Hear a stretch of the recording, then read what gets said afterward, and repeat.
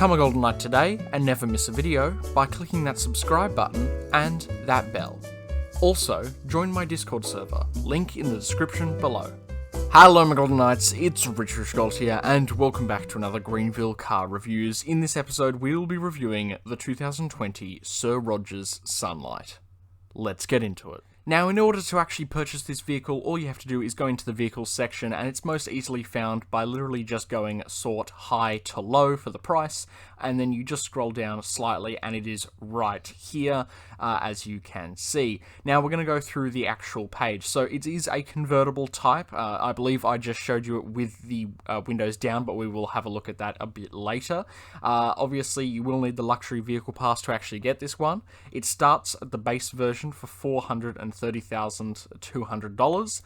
You can also get the Golden for over $1 million, and the Eclipse. Now, keep in mind, I have gone for the Eclipse on this one, but the specifications for the Golden and the Eclipse are exactly the same. So pretty much all of these are just a cosmetic change. The specs are exactly the same listed right here. Now, for the colours that it comes in, we've got Tuscan Sun, Darkest Tungsten, Arctic White, Black, Igaza Blue Metallic, Bohemian Red, Purple Silk, Galileo Blue, Dark Emerald, Orange, Magma Red, Midnight Sapphire, Brooklands Green, and Petra Gold. I got a little bit tongue-tied at the start, but we got there in the end. And now it's time for the famous Walkaround, or Fly Around, as it is now with the new free cam feature. We're going to start off here right at the front with this little statue that just goes on the front. It's a little hood ornament. As you can see, it simply looks like just a little man with a cap and headphones. This possibly could be Milk. It looks pretty similar. You've also got the actual SirRodgers logo there on the front.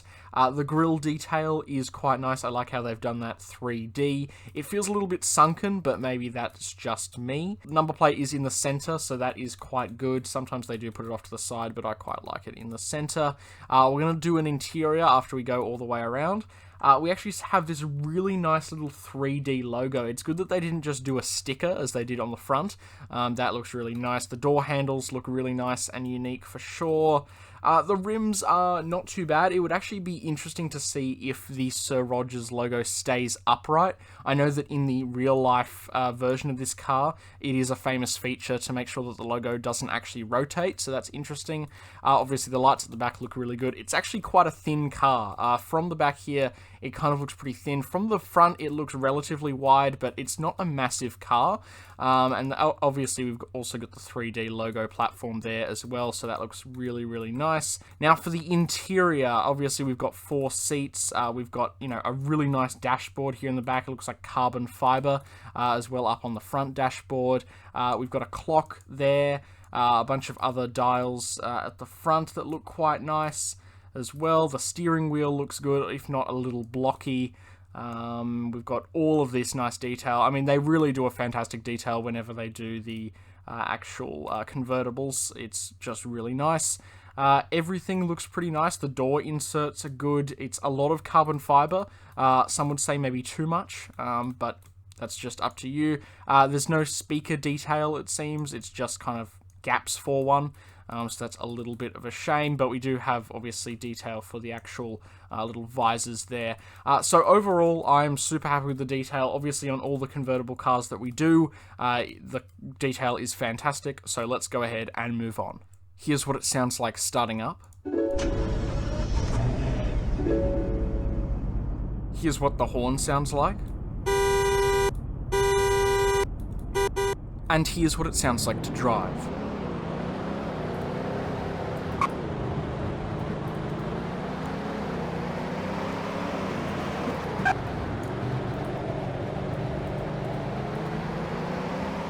Now for the lights. Now, if you guys will remember in my last car review, the car that we reviewed also had these lights that run all the time. So whenever you are in the car or the car is on, these lights will turn on, which is a really nice little feature.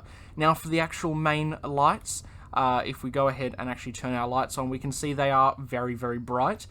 They look quite small, but honestly, I actually kind of like that. I really like how, you know, they're so tiny and yet they just illuminate such a massive area, and they look super bright, which is nice. We also get these little lights on the side. They are orange for safety purposes, just to increase the visibility on the side, which is not too bad. Sometimes they put one there, but I honestly really like it there. Over here on the back, we just have those little ring ones there, which isn't too bad. Obviously, the braking will be different. We'll go ahead and check those out now. I've got to mention you also do get a number plate light there. But anyway, here are the brake lights. So we have just those two right there, and then the little bar up top. This does not change whether we have the roof on or not. It is just exactly the same. Now for the blinkers, so we'll go ahead and turn them on. Now I really like the front ones here. We've just got those two simple ones there, and they look fantastic.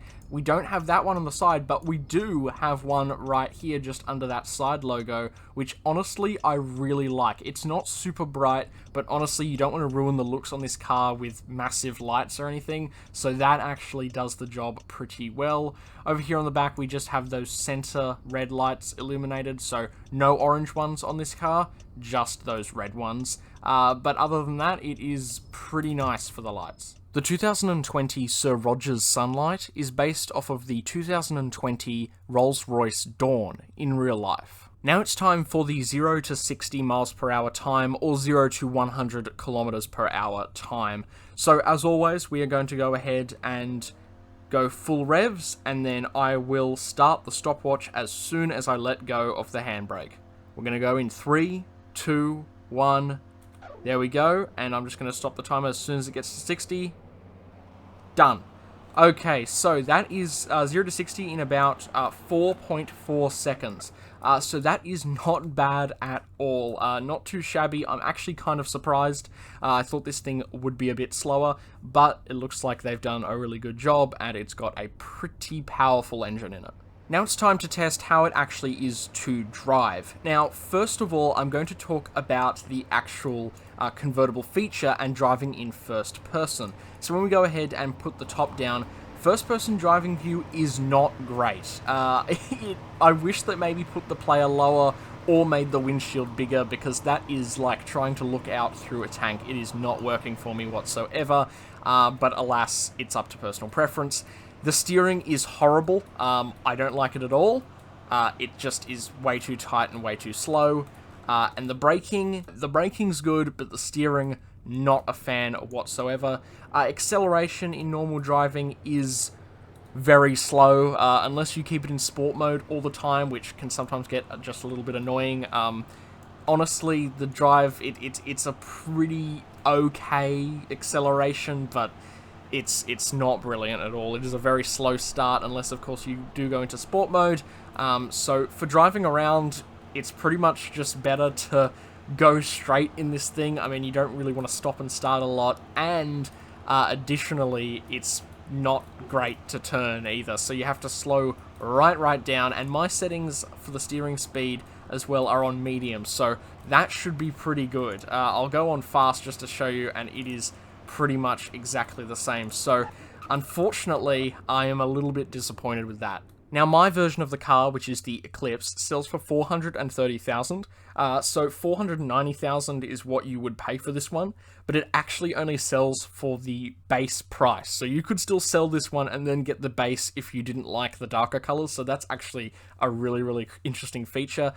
For the one that's over $1 million, you can be expected to lose probably a couple $100,000 on that one, or even more. So just be careful with that. Obviously, more expensive the car is, the more you end up losing. Now it's time to rate this vehicle in its class. So I'm going to go ahead and give this one a 6 out of 10.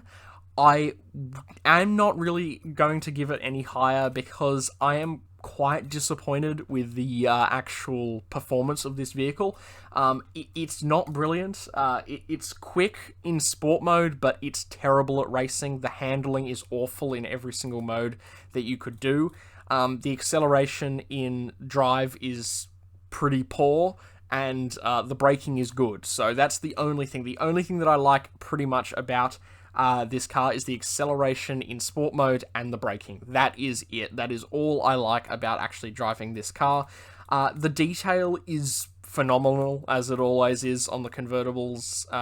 Honestly, the only reason you would buy this is probably for the convertible feature. But even then, as I said before, the view actually is not brilliant if you wanted to do it in first person. So anyway, everyone, that is going to do us all for today. Hopefully you guys found this video useful or interesting or just even enjoyable.